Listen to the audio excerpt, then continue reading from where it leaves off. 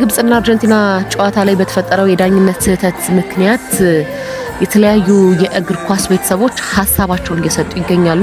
ማን ምን አለ የሚለውን በተወሰነ መልኩ ለማየት እንሞክር። ፖልስን እናስቀድማለን። ይህ በእግር ኳስ ታሪክ አይቼ የማላውቀው ትልቁ ዝርፊያ ነው። ከጨዋታ መጀመሪያ እስከ መጨረሻ ለግብጽ ብሔራዊ ቡድን ያደላ ምንም አይነት ውሳኔ አልነበረም። መጨረሻ ላይ እንዲህ አይነት አወዛጋቢ ውሳኔዎች ሰበብ መፈለግ አያስፈልግም። በጣም የሚያሳዝን ነው። ጨዋታው ካለቀ በኋላ ደጋፊዎቹ ምን ያህል ስሜታዊ እንደሆኑና ልባቸው እንደተሰበረ መመልከት ይቻላል። ዛሬ ከጨዋታ የጠበቅነው ነገር ይህ አልነበረም።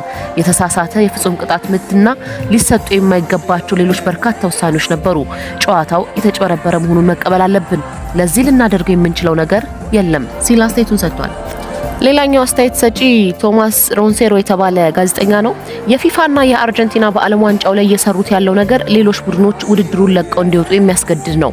አጠራጣሪ የሆኑ ፍጹም ቅጣት ምቶች፣ ከጨዋታው በፊት የሚታዩ ስህተቶችና አርጀንቲናን ከውድድሩ እንዳትወጣ ለማድረግ የሚከናወኑ ሌሎች ነገሮች ሁሉ አሉ።